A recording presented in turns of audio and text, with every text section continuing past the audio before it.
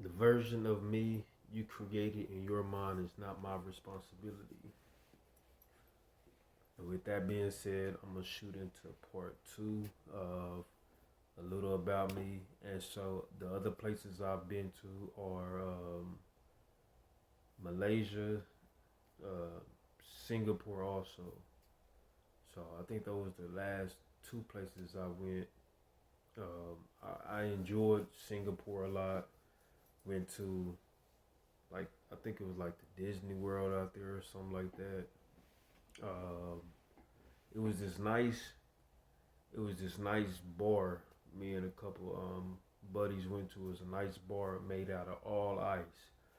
You could actually look it up if you want to. The whole bar was ice. The seats, um, the actual bar where you sit at. I'm not exactly sure if the chairs were, but I remember it was a bunch of dry ice around. So, it was definitely fun in Singapore. Super clean. Uh, they were real strict about what you carried on you. Like if you smoke cigarettes, and at that time I was smoking cigarettes. So if you smoke cigarettes, it was more. You could carry on you. I think like two cigarettes on you. Any more than that would be a drug charge. Uh, they still believed in like this the caning. So if you steal something or something like that, it'll like hit your hand and stuff like that. So but Singapore overall it was great. Malaysia was great also. I went to Hooters with some friends. Did some zip lining. Got to go up a hill, a mountain, or whatever it was. That was fun also. So Malaysia was very, very adventurous. Along with Malaysia was, we went to the zoo, man. So we in Malaysia and we go to the zoo. I got to ride a camel, an elephant, and something else I can't remember off the top of my head. But yo, I got bit by this mosquito, man. I was sick for like 3 days. This mosquito, like just this huge mosquito. But other than that, man, I had a great time, fun. Uh, I got to meet some cool Malaysian people. They were super nice, super chill dudes, funny. But overall, it was cool. Thailand was fun. Uh, they had a lot of Thailand had a lot of little stands set up to where you could go shop. You could go drink, little bars, massage parlors and stuff like that. and man, it was me and two buddies of mine, man. It was crazy. So it's 9 in the morning. It was 9 in the morning, and we got a bottle of some black label type bottle, man, and we got messed up 9 in the morning. And after that, we woke up. The dude was like, "Hey man, y'all fell asleep, right? It's 9, 10 in the morning." And so, man, we end up going to like this little massage spot, man. And my homies, they was in there, doing a thing with the little chicks in there. And man, so she like, "Oh yeah, I want to do this and that." I'm like, "Nah, I'm good." And she's like, "Oh, what are you talking?" Blah, blah, blah, speaking that little Thailand language, and I was just like, "Nah, like I'm good." I didn't understand her, and she starts going in my wallet and grabs my money. And yo, I pushed that lady, and she started screaming something, and like, so I'm like, "Hey, yo, we gotta go, bro. We gotta go." The owner, like 2 or 3 dudes came out. Me and my homie get up. He like, "Man, bro, what's going on?" And man, so I'm like, "Man, this chick right here." I didn't say chick, I said the other word, but I was like, "Yo, she trying to steal my money, bro." I was like, "Man, come on, let's go, man. If I knock her ass out." Excuse me. But yo, we so at that time I was wild, yo. So we leave and we walk out, and the dude like, oh, you need to pay this and pay that. I'm like, hell no, I ain't paying nothing, man. And so we get into it with the dudes, and we just dip off, man. We just, we start burning off on their ass. And man, I had fun in Thailand. It was this little, it's this strip in Thailand also. A little girl came up to me, and she had some pink glasses, and she was like doing this. I was like, no, no, no, I don't want them. And so she says, hey, here.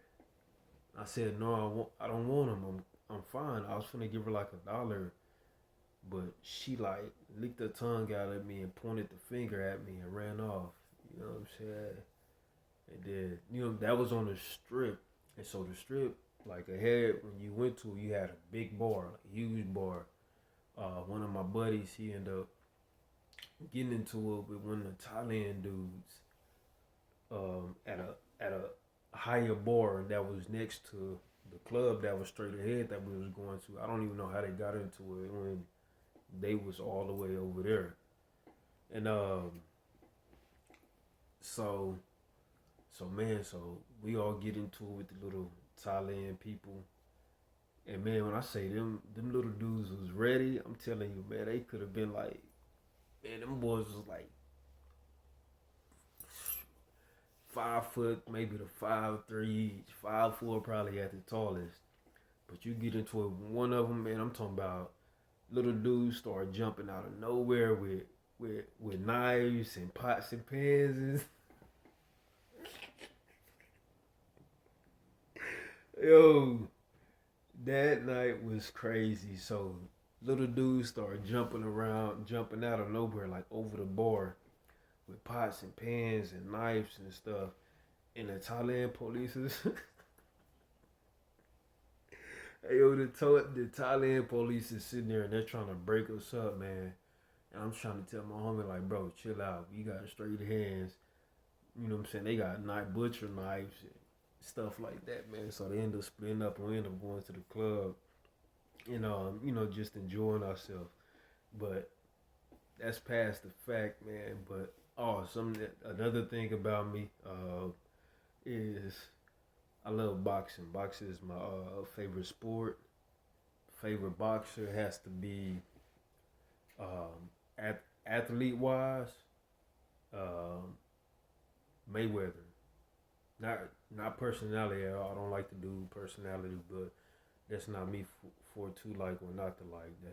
That's his persona. But Mayweather is definitely a fighter I watch. Uh, Errol Spence, Javante Davis, uh, Chavez Senior, and Mike Tyson, man. So I'm a fighter, but I don't. You know what I'm saying? I don't fight. I don't pick fights, and I rather, even if it's somebody who want to fight, you know, or I get into it with somebody, I sit there and I try to talk it out and really calm the situation down uh, before it gets out of hand. But it's a different story if somebody put their hands on you. Then it's like I'm not going to talk after that, obviously. But yeah, boxing. I had fun all over the world. What else? And another thing is the reason I became spiritual. So the number one reason I became spiritual, and I'm not gonna say awoke because I don't really like that phrase. That phrase is just kind of openly used by any and everyone now. People think it's just like a wave to jump on, and it's really a stressful lifestyle. It's really, it's not for the weak heart. It's not for anyone soft. You know, if you start doing like the spiritual work, man, If you ain't ready for it, you'll fold. I promise you that. Cause it was a couple times I was ready to fold. You'll fold, man. I promise you. But other than that, man, the main reason I chose this lifestyle was because I really wanted more peace in my life. I was very all over the place. I was very violent. I was, not in my right mind during that time. So I really just uh, was wondering and finding um, a way to create peace in my life and peace within myself. And that's when I ran into the Bible and things like that, and I started actually looking deeper into um, the things not of the world, and that's when that came across. So spiritual and meditating. I had a friend, excuse me, and I had a friend tell me about some spiritual stuff, and I just really jumped on it. And started putting everything into play, and I got a homeboy. We was in the military together, and we never talked in the military, but I don't know how we connected, man. And he just started putting me on different stuff like fasting, meditating, and stuff like that, retention. And man, I just went from there, and I just grew, and I'm just continuing to grow and embracing everything in my life. I love everything that's in my life, whether it's good and bad. I'm embracing it. I'm doing better with my kids. Me and my kids are on a great level. Uh, Talk to my daughter, my kids every single day. Um, Building that bond up, because as I told y'all, for 5 years I didn't get to see them or be around them. So I really wanted to build that up and build that, that fatherly bond with my kids. I had a decent bond with my father. He was a truck driver though, so he wasn't necessarily always around. So that's when I started turning to other things and stuff like that. But overall, I have a great father. You know what I'm saying? And let me see what else. With that being said, that is part two. All right. So what I learned through everything in my life is to go through the hard times, accept the hard times, stay down through the hard times, and keep your faith, man. And don't let nobody's opinion set you off course, or don't let anyone's opinion sway you to do anything you don't want to do. Be comfortable with yourself. Be happy with yourself. Understand who you are, and accept that, man, and run with it. And take everything with a grain of salt, man. Take everything day by day. When people used to say, man, you need to take everything day by day, I never really understood that until I got older, and I'm like, okay, I really understand what it means. Take everything day by day. You can't be thinking about the past and the future at the same time, or you're just gonna confuse yourself, right? So, really, man, take everything day by day, hour by hour. Sit there, take your deep breath. So if you inhale through the mouth and out the nose, do that. But let's just gravitate, really calm yourself down. There's a lot of beautiful stuff about to happen.